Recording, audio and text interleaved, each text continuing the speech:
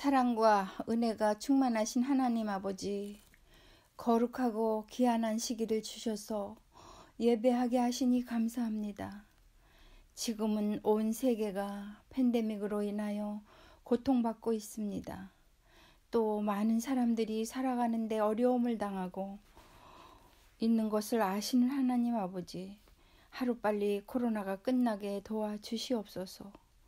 정말 당연했던 일상들이 너무도 귀했음을 코로나19로 인해서 깨닫게 되는 요즘입니다. 하루빨리 일상으로 돌아가서 교우님들과 성전에서 만나 함께 예배드리고 찬미하며 마음껏 하나님께 영광 돌리게 하여 주시옵소서. 또 이럴 때일수록 우리가 말씀으로 무장하여 때를 분별하는 지혜와 능력을 주시옵소서. 우리의 피난처 되시고 소망 되시는 하나님 아버지, 간구하옵기는 원치 않는 질병으로 고통당하시는 분들 치유하여 주시고, 우리 교우님들 가정마다 모든 위험으로부터 보호하여 주시고 지켜 주시옵소서. 오늘 거룩한 안식일 하나님만 교통하게 하여 주시고 말씀하시는 목사님 위에 성령님 함께 하여 주시옵소서. 듣는 저희에게도 많은 은혜 받게 하여 주시기를 사랑이 많으신 우리 주 예수님의 이름으로 기도 올리옵나이다. 아멘.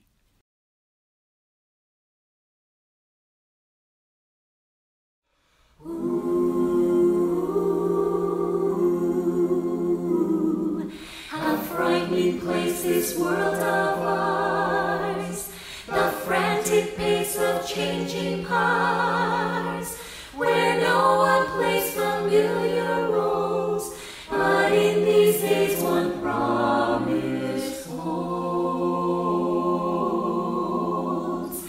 I can ride the morning winds, and you are there, Lord, you are there.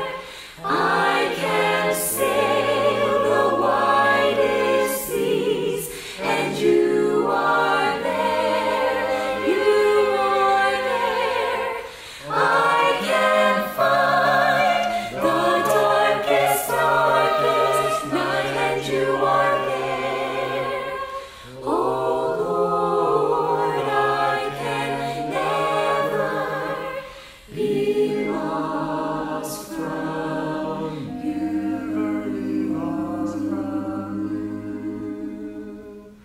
Please search me now and know my heart, then show me how to do my part, to walk the way you have me go. And if I stray, Lord, I still know I can ride the morning winds, and you are there, Lord, you are there. I can sail the widest seas, and you are there, you are there. I can find the darkest night, and you are there. Oh Lord, I can never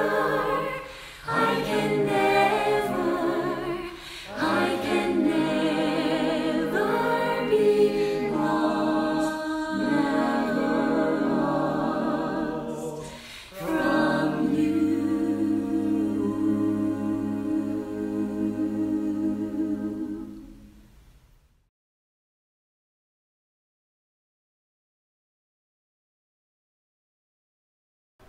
교우 여러분 안녕하십니까?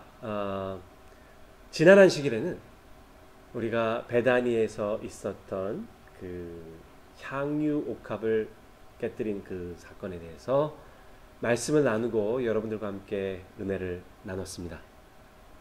오늘은 이제 본격적으로 예수께서 그분의 영광을 위해서 십자가로 나아가는 그 발걸음을 위해서 준비해 나가는 그러한 전환점을 맞게 되는 그러한 이야기를 여러분들과 함께 나누도록 하겠습니다.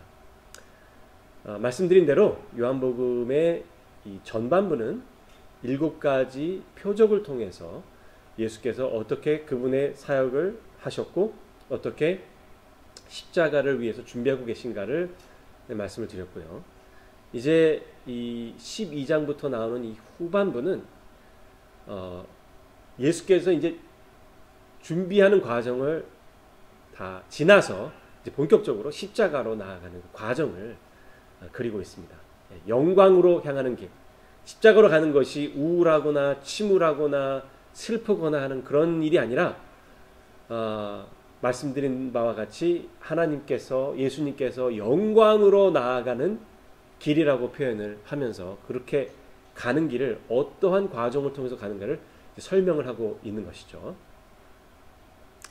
자, 오늘은 이 베다니에서 예루살렘으로 가는 그 길에 어떠한 일이 있었는가를 여러분들과 함께 같이 알아보도록 하겠습니다. 베다니는 예루살렘에서 그렇게 멀리 떨어진 동네가 아니기 때문에 많은 사람들이 이 베다니에 있었던 사람들 그리고 이 유월절을 지키기 위해서 온 천지에서 몰려온 유대인들이 이렇게 함께 예루살렘으로 가는 그러한 모임을 만들고 또 그룹이 이렇게 점점점 커지는 그런 모습을 볼 수가 있습니다. 본격적으로 오늘 그 성경절 내용을 들어가기 전에 여러분들께 하나 좀 말씀드리고 싶은 내용이 있는데요. 그게 다름 아닌 바로 우리의 소망, 우리의 꿈에 대한 이야기입니다. 요즘 우리 미국에 사는 우리 교우님들 또 우리 교포님들 그리고 미국에 있었던 이 선거에 대해서 관심이 많은 우리 한국에 계신 우리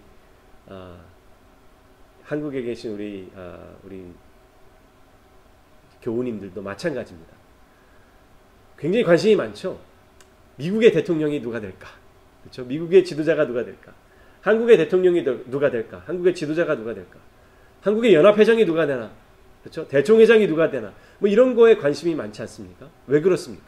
그것은 어느 시대나 새로운 지도자가 나타나면 많은 사람들은 부푼 꿈을 갖게 됩니다.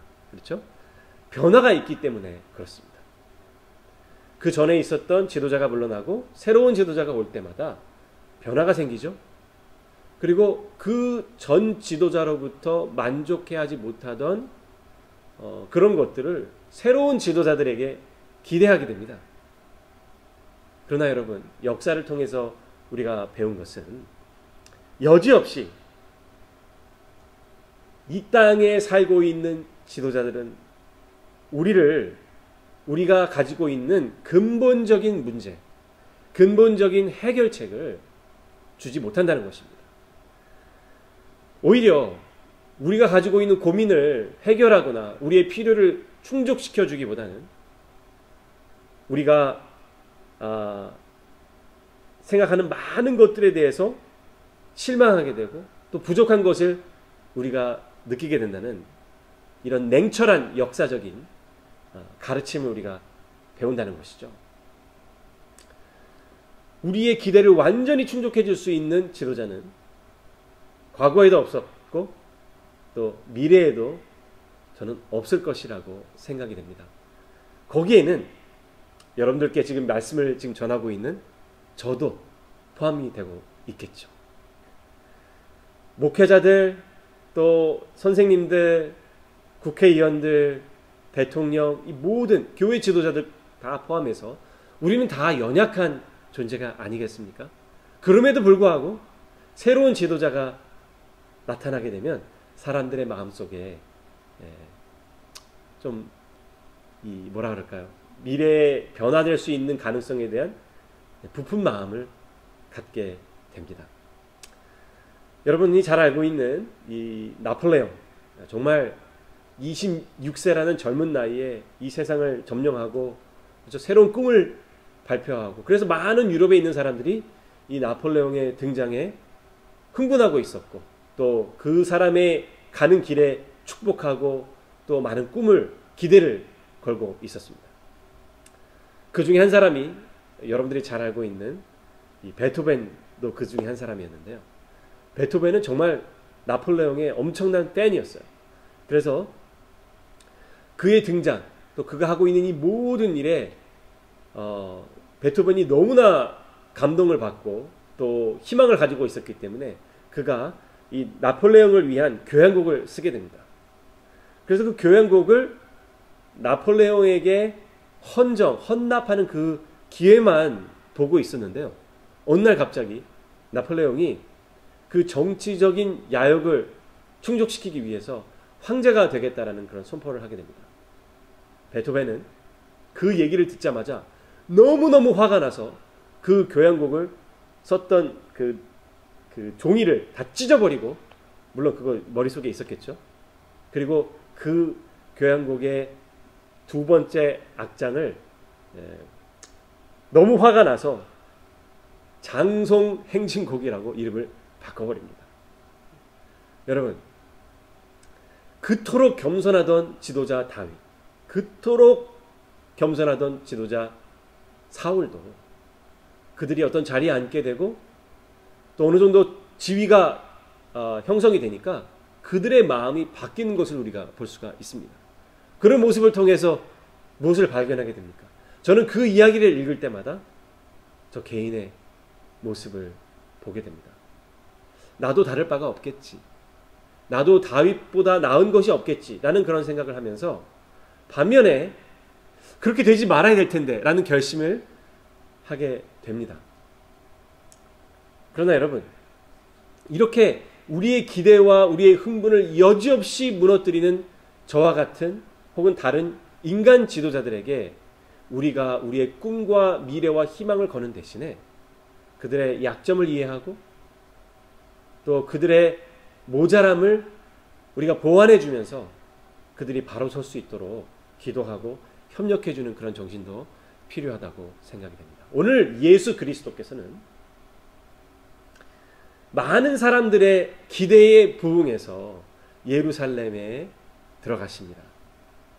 그 내용을 오늘 한번 보시면서 과연 인간의 욕망을 가진 사람 지도자들, 인간 지도자들과 겸손의 모본이신 예수 그리스도와 어떤 차이점이 있었는지 우리가 한번 살펴보면서 오늘 이 내용, 베다니에서 드디어 예루살렘으로 입성하는 이 과정 속에서 나오는 그리스도의 모습을 통해서 여러분들과 제가 아주 귀한 교훈을 얻게 되기를 간절히 바랍니다.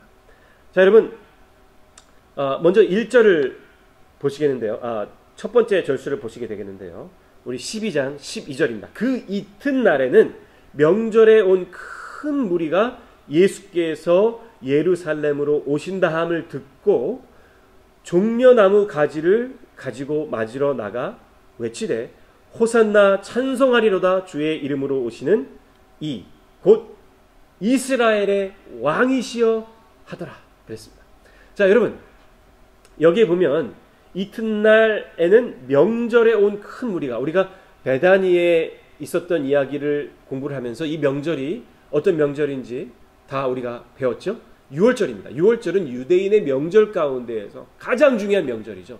이 가장 중요한 명절에 세상에 있는 많은 유대인들이, 다른 곳에 흩어져 살고 있는 많은 유대인들, 디아스포라들이 이 명절을 세기 위해서 예루살렘으로 오는 길입니다. 그 길목에 베다니가 있었죠. 도시 베다니가 있었습니다. 베다니에서 예수님은 이 마리아가 깨뜨린 향유 옥합을 받으시고 그의 장례를 준비하는 그런 모습을 보게 됩니다. 자, 이 무리들이 베다니 지역으로 가까이 오면서 어떤 이야기를 들었을까요? 예, 죽은 지 나흘 만에 부활한 나사로의 얘기를 들은 것입니다.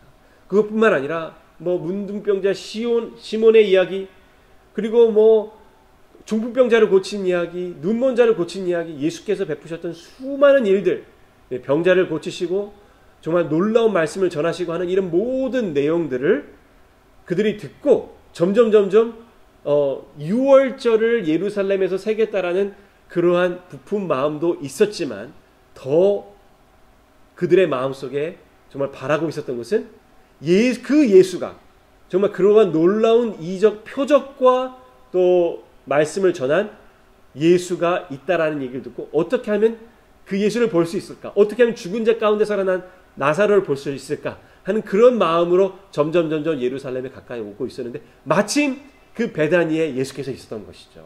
예수님께서 이제 드디어 그 예루살렘으로 이제 가시고 계시는데 그 무리에 예수님과 제자들과 그 옆에 있었던 많은 사람들의 무리에 예루살렘의 명절을 새로 올라가는 이 사람들까지 이제 동참한 것입니다. 그런데 여러분, 그 예수를 만나자마자 사람들의 마음에 부푼 꿈과 희망이 생기는 거예요. 그렇죠? 여러분, 죽은 자를 살리는 이 기적을 행한 사람이 누가 있었습니까? 역대 그런 사람은 없었죠. 근데 그 죽었던 나사로가 살아서 움직이는 거예요. 그 존재 자체가 놀라운 증거가 되는 것입니다. 그래서 예수님이 어떤 특별한 말씀과 설교를 하지 않더라도 예수님께 은혜를 받았던 수많은 사람들이 증거가 되고 또 그들이 하나의 매개체가 돼서 예수를 몰랐던 많은 사람들의 마음속에 정말 놀라운 꿈과 희망을 만드는 것입니다. 그 꿈과 희망이 이제 어떤 방법으로 표출이 되었냐면 그 사람들이 종려나무를 가지고, 여러분 이 종려나무는 평화의 상징입니다. 이 종려나무를 들고 호산나 호산나 우리를 구원하소서라는 그런 정말 놀라운 그러한 외침을 주님 앞에 외치면서 예수님께서 지나가는 그 길 위에 정말 최고의 존경의 표현을 하기 위해서 자기들이 입고 있었던 겉옷을 벗어서 펼쳐놓기까지 하는 그러한 정말 기이한 광경이 여기 이제 벌어지게 된 것이죠. 그래서 예수님께서 베다니에서 예루살렘으로 가는 그 길은 흥분의 도가니였습니다. 예, 사람들이 호산나 호산나 외치고 정말 예수님을 칭송하고 예수님을 사랑스럽게 바라보고 존경스럽게 바라보고 희망의 눈초리로 바라보는 그런 모습 속에 있었던 것이죠. 그래서 여러분 정말 이 장면을 생각해 보면 우리에게는 꿈과 희망이 생길 뿐만 아니라 그들에게도 역시 마찬가지였죠. 그런데 한 가지, 물론 여러분들께서 이 성경절을, 이 내용을 뭐 여러 번 들어보신 분들이 많으시리라 생각이 되는데요. 근데 제가 이 이야기를 듣고 이 이야기를 읽고 제 마음속에 좀 한 가지 좀 의문이 생겼어요. 이것은 저의 마음속에만 생긴 의문이 아니라 그 당시 제자들에게도 같이 있었던 그런 의문이라고 할 수가 있습니다. 먼저 그 의문을 얘기하기 전에 우리 14절의 말씀을 읽겠습니다. 예수는 한 어린 나귀를 만나서 타시니 이는 기록된 바 시온 따라 두려워 말라 보라 너의 왕이 나귀 새끼를 타고 오신다 함과 같더라 라는 예언의 말씀을 성취한 것이죠. 그렇죠? 이 말씀은 구약성경 스가랴서 9장 9절에 있는 말씀입니다. 스가랴서 9장 9절 시온에 따라 크게 기뻐할지어다 예루살렘에 따라 즐거이 부를지어다 보라 내 왕이 내게 임하나니 그는 공의로우며 구원을 베풀며 겸손하여서 나귀를 타나니 나귀의 작은 것 곧 나귀 새끼니라. 자, 이 스가랴의 말씀이 임한 것입니다. 성취된 것입니다. 메시아가 오는데, 그렇죠? 왕이 오시는데 그 왕이 나귀 새끼를 타고 오는 것입니다. 자, 여러분 한번 생각을 해보십시오. 왕이 승리에 입성을 할 때, 그렇죠? 뭔가 놀라운 일을 바깥에서 하고 본인이 다스리고 있는 그 수도의 성에 입성을 할 때 뭐를 타고 들어옵니까? 나귀 타고 들어옵니까? 아니에요. 여러분 나귀도 장성한 나귀는 거의 말만한 사이즈가 있죠. 근데 여기는 그 장성하게 큰 나귀도 아니고 나귀의 새끼예요. 일반적으로 이 승리에 입성을 하는 왕들은 흰색 말에다가 온갖 치장을 한 그런 안장을 놓고 수많은 군대를 이끌고 입성을 합니다. 그게 이 왕의 입성의 제대로 된 모습이에요. 그 당시에 이 예루살렘을 다스리고 있었던 로마도 역시 마찬가지죠. 로마의 황제도 승리에 입성을 할 때는 정말 너무나도 웅장하고 엄청난 모습으로 그 수도로 들어갑니다. 근데 예수님께서 지금 이 수많은 군중 가운데서 이 군중들은 예수님을 왕이라고 생각하고 있는 거예요. 그들의 문제를 해결해 줄 메시아라고 생각하고 있는 것입니다. 그런데 그분이 타신 이 동물은 흰색 정말 놀라운 치장을 한 그런 잘생기고 우람한 말이 아니고 나귀 새끼였던 거예요. 그러니까 이제 이 장면을 이렇게 가만히 들여다보면은 좀 웃기죠. 예, 뭘까라는 생각이 들 정도로 예수님이 나귀에 이렇게 앉아서 나귀가 이제 제자들이 그 나귀를 끌고 가겠죠. 아마 나사로가 그 나귀를 끌고 갔을 수도 있어요. 그렇죠? 그런데 한번 생각을 해보십시오. 웃긴 모습이에요. 작은 나귀 한 마리에 사람들은 왕이라고 부르는 사람이 거기 앉아 있는데 주변에 뭐 힘센 장군들이 구령에 맞춰서 쫙 이렇게 진군을 하는 게 아니고 그냥 예루살렘에 예배드리러 온 그 천한 백성들이 비단을 까는 것도 아니고 자기들이 입고 있었던 그 허름한 옷들을 나귀 앞에다가 펼쳐놓고 가는 거예요. 이 예루살렘에 있었던 바리새인 사두개인들 종교적 지도자들이 그 모습을 바라보고 여러분 어떤 생각을 과연 했을까요? 저 같으면 뭐 하는 짓이야? 아니 뭐 하려면 좀 제대로 하든가. 뭐 나귀 한 마리, 나귀 새끼 한 마리 모아놓고 사람들 몇 명 이렇게 소리 지른다고 그런다고 네가 왕이 될 것 같아? 이런 생각을 했을까요? 아니면 정말 그토록 겸손하고 그토록 평범한 모습 속에서 그들은 아주 비범한 예수 그리스도를 발견했을까요? 성경은 다음과 같이 말을 합니다.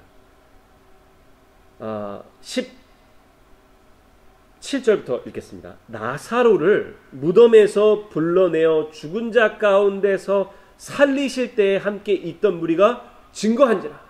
놀라운 증거가 있었던 것이죠. 18절. 이에 무리가 예수를 맞음은 이 표적 행하심을 들었습니다. 사람들이 나사로에 죽었다가 살아난 그 표적을 듣고 그의 왕으로 모시기 시작한 것입니다. 19절. 바리새인들이 서로 말하되. 자, 이 광경을 지금 보는 겁니다. 바리새인들이 예수님이 나귀를 타고 오는 모습을 보면서 어떻게 얘기를 했을까? 볼지어다. 너희 하는 일이 쓸데없다. 보라, 온 세상이 저를 쫓는다 하니라. 자, 여러분, 바리새인들이 너희 하는 일이 쓸데없다라는 말은 무슨 말이냐면 자기들한테 지금 하는 말이에요. 지금 예수를 죽이려고 하고 예수를 어떻게 해야 하려고 하는데 그 노력 자체가 쓸데가 없다는 거죠. 왜 그렇습니까? 바리새인들의 눈에도 그 웃긴 장면이, 그 아주 평범한 장면이, 그 아주 하잘것없는 장면이 너무나도 힘있게, 너무나도 놀랍게 보인 것이죠. 예수님이 타셨던 나귀나 그분을 따르던 백성들의 웅장한 모습 속에서 바리새인들이 주눅이 든 것이 아니고 그리스도의 아주 겸손하고 그리스도의 아주 평상적인 그러한 모습 속에서 바리새인들은 그들이 찾아오고 있었던 웅장한 황금으로 뒤돌린 성전과 그들이 입고 있었던 정말 놀랍도록 아름답고 비싼 예복과 그들이 쓰고 있었던 이 모자, 관과 이런 것들이 아무런 소용이 없음을 느끼게 된 것입니다. 그 장면은 이 상황을 아무것도 모르는 사람들의 모습 속에는 정말로 형편없고 가치없는 그러한 연출이었지만 예수님을 반대하고 예수님을 죽이려고 했던 사람들의 모습 속에는 그들의 사지가 떨릴 만큼 아주 힘있고 놀라운 증거였던 것입니다. 여러분, 예수님은 그렇게 흠모할 만한 것도 없고 그렇게 잘생겼던 것도 아니고 그 키가 그렇게 컸던 분도 아니고 겉으로 봐서는 정말 아무것도 보잘것없는 그런 분이셨어요. 그러나 그분의 임재, 그분의 말, 그분의 표현, 그분의 행동, 그분의 하신 모든 일들은 모든 사람들에게 정말 은혜와 축복을 줄 수 있는 그런 아름다운 사랑스러운 행동이었을 뿐만 아니라 그분을 반대하는 많은 사람들에게 그들이 느낄 수 있는 위험을 줄 수 있는 그러한 모습이었다는 것입니다. 여러분들도 그렇습니까? 여러분 정말 삐까뻔쩍하게 다니는 그런 사람들에게 여러분들은 더 존경과 또 사랑과 영예를 표현하십니까? 아니면 허름하지만 겸손하지만 아주 일상적으로 보이는 모습이지만 그들의 삶과 그들의 행동 속에서 나오는 은혜와 또 증거를 통해서 여러분들은 그 가치를 느끼게 되십니까? 예수님께서는 그런 흰색 잘 치장된 말을 하실 수도 있었지만 그분의 나라의 기초와 원리를 표현하기 위해서 사람들이 이해하기를 원했기 때문에 그런 사치와 낭비를 하지 않았던 것이죠. 자, 여러분 두 번째는 예수님의 이러한 예루살렘으로 행진하는 이 모습은 그 전에 예수님께서 보여주셨던 모습과 완전히 반대되는 모습이에요. 제가 여러분들께 다시 한번 말씀을 드리면요. 여러분 오병이어의 사건 때 사람들이 예수께서 주시는 빵과 물고기를 받아 먹으면서 그들의 마음속에 이분이 우리가 기다렸던 모세와 같은 그 선지자다. 메시아다. 우리가 기다렸던 왕이시다. 이분을 왕으로 추대하자. 그랬을 때 여러분 예수님께서 어떻게 반응을 했습니까? 사람들 난리가 났죠. 제자들의 마음도 들뜨고 사람들의 마음도 들떠서 예수님을 왕으로 모시자고 추대하자고 갈릴리 호수 근처에서 그렇죠? 그런 일이 있었을 때 예수님께서는 막 후다닥 그 상황을 정리했어요. 백성들을 집에 보내고 제자들은 배를 태워서 호수로 보냈습니다. 왜 그렇습니까? 예수께서는 그렇게 생각하는 백성들과 제자들의 모습이 예수께서 원하는 모습이 아니라고 생각하셨기 때문에 그렇게 하신 것입니다. 예수님은 백성들이 제자들이 예수를 따르려고 하는 많은 사람들이 그러한 동기, 즉 예수를 왕으로 모시려고 하는 그런 동기를 갖고 예수님을 따르기를 원하지 않았기 때문에 그러한 오병이어의 기적 후에 그러한 행동을 보이셨던 것입니다. 그런데 그때뿐만 아니라 예수님은 3년 반의 사역, 공생의 사역을 통해서 스스로를 계속해서 드러나는 일을 삼가하셨어요. 그래서 제자들은 벌써 그러한 것들을 다 경험하고 겪어왔기 때문에 지금 예루살렘으로 올라가는 과정 속에서 백성들이 종려나무를 흔들고, 종려나무는 왕에게만 흔드는 거죠. 승리에 입성을 할 때. 그리고 나귀를 타고 오는 예수님의 모습, 백성들이 호산나 호산나 우리의 왕이라고 외치는 그런 모습을 볼 때 이 제자들의 마음속에는 약간 지금 이해가 안 되는 거예요. 아니 그동안은 어떻게 해서든지 스스로를 나타내려고 아니하시던 분이 왜 오늘은 이러한 모습을 보이실까? 그렇죠? 자, 더군다나 예수께서는요 무엇까지 알고 계셨을까요? 제자들과 백성들 스스로는 아무것도 모르는 그 내용, 바로 지금 호산나 호산나 우리의 왕이라고 외치는 이 백성들의 대부분이 며칠 후에 예수를 십자가에 못 박으라고 외치는 그러한 백성들로 바뀔 것도 아셨습니다. 그럼에도 불구하고 지금 이 승리에 입성하는 이 과정에서, 이 길가에서는 예수님께서는 그들을 막지 않으셨어요. 오히려 그들의 마음속에서부터 우러나오는 그 승리의 함성을 목 놓아 외치도록. 그래서 어떤 바리새인들이 불안해가지고 예수님께 찾아와서 이 사람들이 백성들 소리치는 거 좀 그만두게 하라고. 요한복음에는 없지만 마태복음에는 얘기가 나옵니다. 마태복음에서 예수님께서 뭐라고 얘기합니까?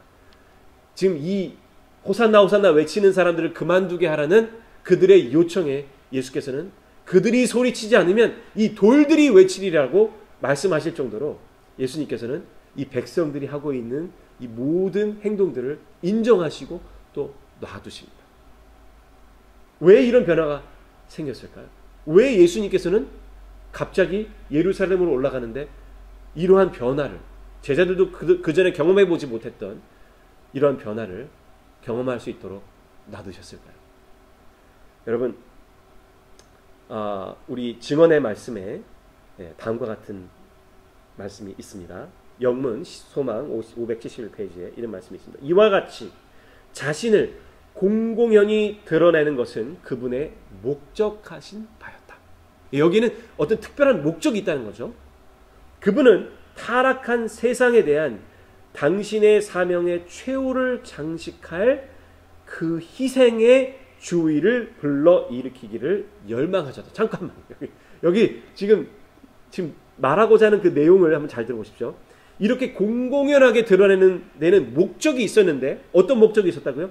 타락한 세상에 대한 당신의 사명의 최후를 장식할 뭐라고요? 그 희생의 주의를 불러일으키기를 열망하셨다. 여러분, 그 희생은 뭡니까? 네, 맞습니다. 이제 며칠 있지 않으면 예수 그리스도께서 십자가에 못 박혀 돌아가시잖아요.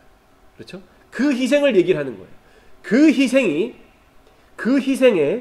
사람들의 주의를 불러일으키기 위해서 이렇게 예수 그리스도께서 사람들이 그분을 호산나 호산나 외치면서 따르는 것을 허용하셨다는 것이죠. 자, 그렇다면 예수님 그 자신을 스스로 이렇게 드러내는 이 일과 예수께서 이제 얼마 안 있으면 당하실 그 희생과 어떤 연관성이 있느냐 말이에요. 여기 이 증언의 말씀에는 이것을 허용하신 일은 희생과 관계가 있다고 얘기를 했는데 계속 읽도록 하겠습니다. 승리의 입성과 관계된 사건들은 각 사람의 화제가 될 것입니다.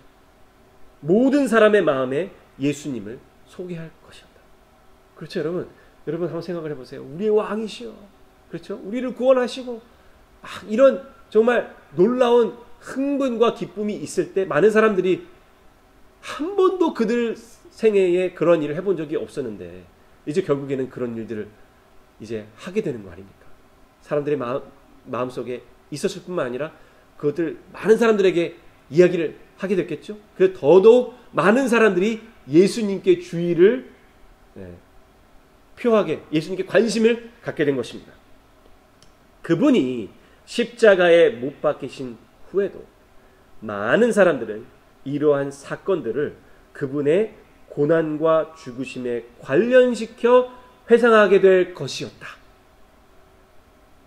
무엇과 무엇을요? 예수 그리스도의 왕으로서 오신 예수 그리스도의 모습과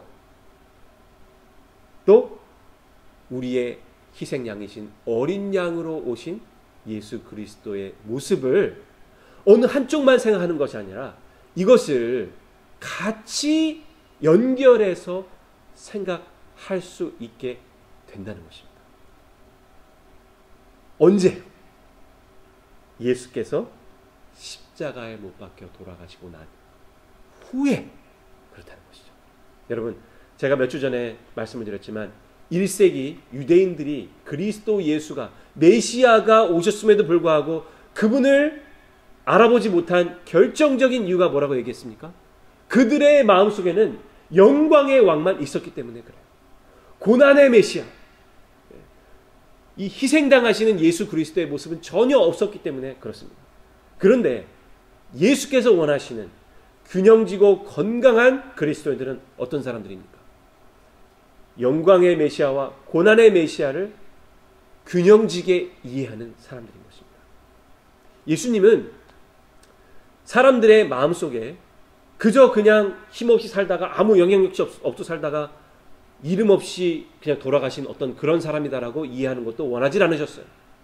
사람들의 마음속에 우리를 위해서 십자가에 못 박혀 돌아가신 분은 그렇게 돌아가셨을 뿐만 아니라 이제 영광의 모습으로 우리의 왕이 되실 분이구나, 우리의 왕이시구나 하는 그런 모습도, 영광의 모습도 이해하기를 원하셨기 때문에 그렇게 된 것입니다.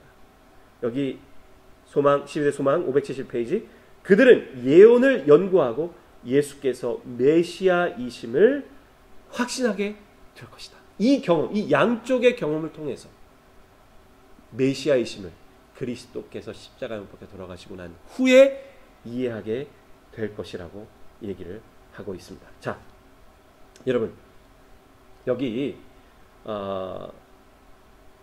요한복음 12장에 보면 이런 말씀이 있어요.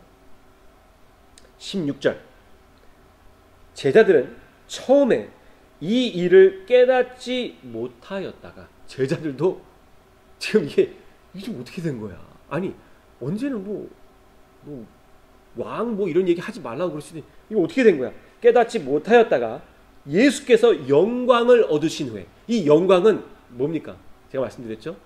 예수의 십자가를 영광으로 요한복음 표현하고 있다고요. 그래서 예수께서 영광을 얻으신 후에 즉 예수께서 십자가에 못 박혀 돌아가신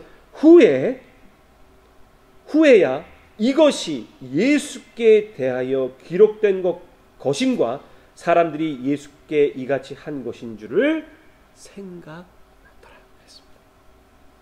제가 우리 예언의 원칙을 설명드리면서 예언의 가장 중요한 원칙 가운데 하나가 여러분 무엇이라고 얘기했습니까? 예언은 그 예언의 일이 일어나기 전에 미리 알고 그것이 어떤 과정을 통해서 어떻게 이루어질까를 마치는 게 아니라 그 예언이 이루어지고 난 다음에 우리 하나님께서 얼마나 신실한 분이시고 우리 하나님께서 얼마나 분명한 분이신가를 깨닫는 믿음을 갖게 되고 확신을 갖게 하는 것이라고 제가 말씀을 드렸죠. 그 똑같은 일이 여기 제자들에게도 일어난 거예요.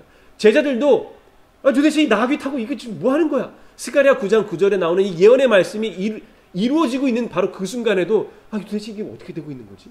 모르고 있었어요. 그리스도께서 십자가에 못 박혀 돌아가시고 난 후에 제자들도 그때 가서 깨달은 것입니다. 이 모든 것이 심지어는 마리아가 여러분 우리 지난주에 제가 설교를 말씀을 드렸는데요. 마리아가 향유 옥합을 깨뜨리지 않았어요. 그렇죠?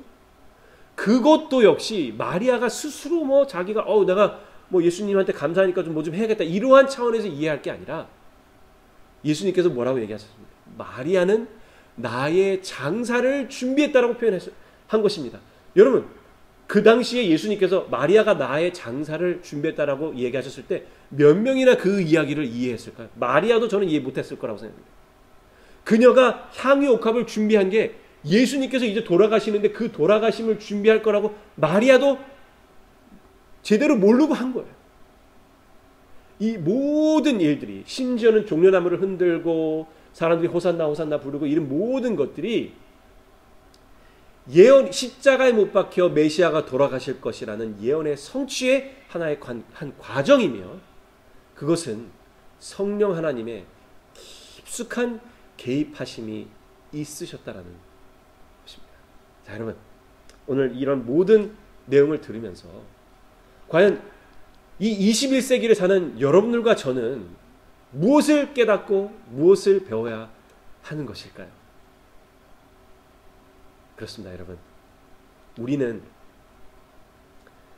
이 모든 과정 속에서 이 예수님과 아버지 하나님과 성령 하나님의 하시는 이 모든 일들은 거스를 수 없는 커다란 정말 이 강물처럼 흘러내려가는데 그렇죠?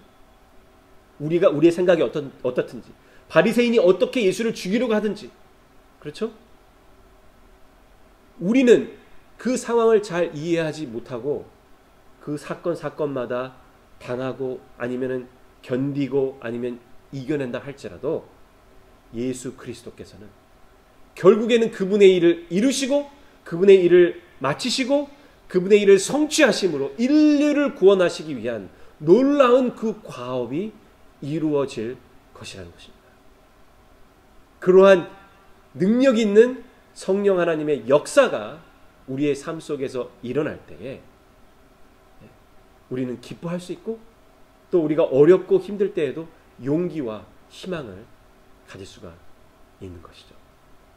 바로 그 순간에도 예수께서 호산나라는 소리를 들으면서 예루살렘에 입성하는 순간에도 예수께서 십자가 못 박혀 천지가 무너지는 듯한 그러한 상황이 펼쳐진다 할지라도 우리 예수 그리스도의 마음속에는 오직 하나님께 드리는 그 영광이 자리 잡고 있었고 조금도 흐트러짐 없이 그분의 일을 영광이라고 표현할 정도로 자신 있고 확신 있게 이끌고 나가고 계신다는 것입니다. 그런 분을 우리가 믿고 있다는 거죠.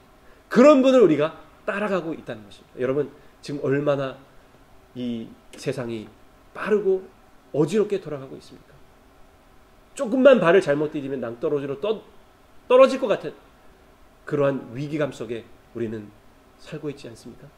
그렇기 때문에 어쩌면 더 이 왕으로 오시는, 왕같이 나타나시는 그런 예수 그리스도의 모습을 우리가 더 바라고 있는지 모르겠습니다. 우리 영광으로 오시는 메시아, 고난의 메시아, 이 모든 것들을 균형지게 이해하시면서 여러분들의 믿음을 예수 그리스도께 두시고 이 흔들림의 시기, 이 어려운 시기, 여러분들의 신앙을 그리스도 예수께 깊이 뿌리 박음으로 말미암아 흔들림 없는 확신 있는 믿음을 갖고 사시는 여러분들과 제가 되기를 간절히 바라면서 오늘 말씀을 마치도록 하겠습니다. 다 같이 기도하시겠습니다. 아버지 하나님, 주님은 호산나를 외치는 많은 백성들이 며칠 후에 예수를 십자가에 못 박으라고 외치는 그런 사람들로 변할 것을 아시면서도 그분들의 찬송을 받으시고 그분들을 받아들이시고 그분들이 예언의 성취 가운데 한 일부를 담당하도록 두셨습니다. 결국 그런 희열과 기쁨이 이제 얼마나 있을 그 십자가의 희생을 당하신 예수 그리스도의 모습으로 그 주위가 바뀌도록 그 열망하신 예수 그리스도의 모습을 보면서 주님이시여, 우리로 주께서 의도하셨던 바와 같이 우리의 눈을 십자가에 고정시키며 살아갈 수 있도록 축복하여 주시옵소서. 모든 죄악과 모든 어려움을 승리하시고 결국에는 십자가에서 승리하심으로 우리에게 죄에서부터 자유함을 구원해 주신 예수 그리스도를 우리 마음속에 받아들이고 이 어려운 시기에 흔들림 없는 신앙생활을 하는 우리 모두가 될 수 있도록 축복하여 주시옵기를 우리를 위해 죽기까지 봉사하신 그리스도 예수의 이름 받들어 간절히 축원합니다. 자, 여러분, 오늘도 즐거운 하루 되시고요. 행복한 안식의 오후가 되시기를 간절히 바랍니다. 저는 다음 주 시간 여러분들을